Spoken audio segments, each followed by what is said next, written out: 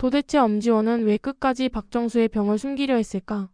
그 고백이 가져올 파장이 두려웠던 걸까? 아니면 사랑을 지키고 싶었던 걸까? 마광숙은 혼란스러웠습니다. 한동석과의 관계는 분명 진심이었습니다. 고된 하루를 끝내고 마주보는 식사 자리, 소박하지만 따뜻한 대화, 가끔씩 부끄러워하며 손끝으로만 건네는 애정 표현들. 모든 것이 조심스럽고 서툴렀지만 오랜만에 느껴보는 평온함이었습니다. 그러나 그녀는 알고 있었습니다. 그 사랑이 누구에겐 견딜 수 없는 위협이라는 것을. 박정수는 처음부터 마광숙을 받아들이지 않았습니다. 이유는 분명했습니다. 그녀는 이미 하나의 딸을 잃은 사람이었습니다. 그리고 그 빈자리를 누군가 채운다는 사실 자체가 그녀에겐 모욕처럼 느껴졌습니다. 박정수는 마광숙에게 결혼을 반대했고 더 나아가 재산 포기 각서를 요구했습니다. 그것은 조건이 아니라 경고였습니다. 당신은 이 집에 들어올 자격이 없다는 냉혹한 선언이었습니다. 마광숙은 그 요구 앞에서 무너지지 않았습니다. 저는 욕심 없습니다. 회장님 프러포즈도 거절한 적 있습니다. 그녀는 그렇게 대답했습니다. 그 말은 사실이었습니다. 자신은 오장수와 결혼한 후 모든 걸 내려놓았고 남편이 남긴 술도가를 지키기 위해 자신의 삶을 바꾸어야 했습니다. 욕심은커녕 오히려 버려야 할 것이 더 많았습니다. 그런데 그 순간 마광숙은 박정수의 눈빛이 어딘가 다르다는 것을 느꼈습니다. 그녀의 반대는 단지 감정 때문만은 아니었습니다. 분명한 두려움이 있었습니다. 며칠 뒤 그 두려움은 현실로 드러났습니다. 박정수가 외출한 뒤 집에 돌아오지 않았다는 연락을 받았을 때 마광숙은 직감적으로 느꼈습니다. 집을 잊으신 거야. 박정수는 다방에 앉아 있었습니다. 통금 시간이 되었다며 조급해하고 있었습니다. 마광숙은 다방 점원의 도움으로 박정수를 무사히 데려올 수 있었습니다. 그날 이후 마광숙은 박정수를 자신의 집으로 모셔왔습니다. 처음엔 박정수가 거부했습니다. 내가 왜 여기 있어야 하지? 라는 말이 되돌아왔습니다.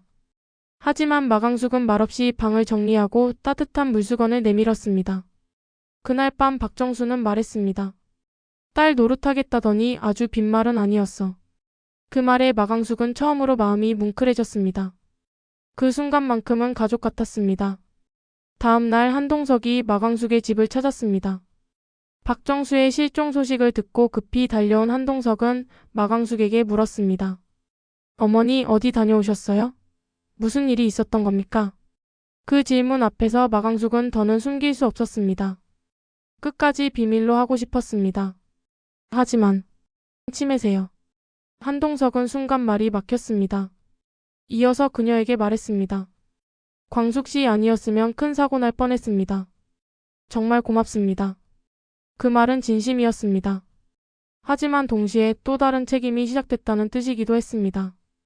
마광숙은 이 집의 외부인이 아닌 이제부터는 누군가의 보호자, 가족, 동반자가 되어야 했습니다.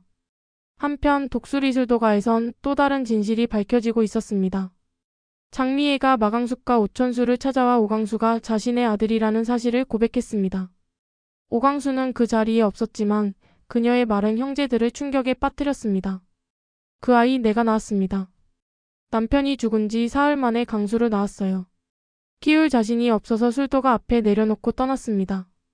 장미애는 눈물을 삼켰습니다. 그때 가져간 돈 아직도 가슴에 돌처럼 박혀 있습니다. 평생 갚고 싶었지만 세리 아버지가 반대해서. 강수도 돈도 아무것도 못 돌려줬습니다. 마광숙은 그 말을 듣고 아무 말도 하지 않았습니다. 대신 천천히 자리에서 일어나 장미의 앞에 무릎을 꿇은 채 조용히 말했습니다. 그 아이 지금 이 집에서 누구보다 따뜻하게 자랐습니다. 형들도 저도 그 아이를 가족으로 여겼어요. 그건 변하지 않습니다. 오천수도 조용히 고개를 끄덕였습니다. 우리 막내 정말 대단한 놈이에요. 그리고 그날 밤 오광수는 술도가의 마당에서 홀로 생각에 잠겨 있었습니다. 그는 이미 모든 사실을 알고 있었습니다. 장미애가 자신을 버렸다는 사실도, 그리고 그 뒤에 감춰졌던 진심도. 하지만 쉽게 받아들일 수는 없었습니다. 이제까지 살아온 날들이 너무나 혼란스러웠기 때문입니다. 자신이 누구인지, 무엇을 위해 이 집에 있었는지 모든 게 흔들리고 있었습니다. 그때 마광숙이 그의 곁에 다가와 앉았습니다. 너무 복잡하면 천천히 생각해도 괜찮아요. 대신 내 자리는 여기라는 것만은 잊지 마요. 오강수는 조용히 고개를 끄덕였습니다. 그리고 속으로 중얼거렸습니다. 내가 이 집을 떠나면 아무도 이 집을 지켜주지 못할 것 같아. 하지만 평온해 보이는 밤의 끝엔 또 다른 파장이 기다리고 있었습니다. 박정수는 다음 날 아침 홀로 변호사 사무실에 연락했습니다. 그녀는 아직도 마강숙에게 완전히 마음을 연 것은 아니었습니다. 그리고 그녀만의 방식으로 모든 걸 정리하려는 듯 했습니다. 그 통화를 우연히 듣게 된 한결은 조용히 중얼거렸습니다. 할머니 아직도 믿지 못하시는 거예요? 그리고 그날 밤 한동석은 마강숙에게 뜻밖의 제안을 하게 됩니다. 우리 지금이라도 혼인신고부터 해요. 상황이 어찌 되든 나는 당신을 선택했습니다. 마강숙은 놀란 표정으로 그를 바라보았습니다. 그러고는 천천히 말했습니다. 그럼 어머님은요? 그분은 아직. 한동석은 조용히 고개를 끄덕였습니다. 그래서 지금 시작해야 해요. 우리가 함께라면 뭐든 해낼 수 있어요. 그러나 그 순간 박정수가 마강숙의 방 앞에서 그 대화를 듣고 있었습니다. 그녀는 문 너머로 조용히 속삭였습니다. 함께라면 해낼 수 있다고? 그게 그렇게 쉬운 말인 줄 아느냐? 다음 이야기에서는 박정수가 마강숙과 한동석의 결혼을 막기 위한 마지막 선택을 하게 되고 술도가 안팎으로 커지는 갈등 속에 새로운 인물의 등장이 예고됩니다. 과연 사랑과 가족의 균형은 유지될 수 있을까요?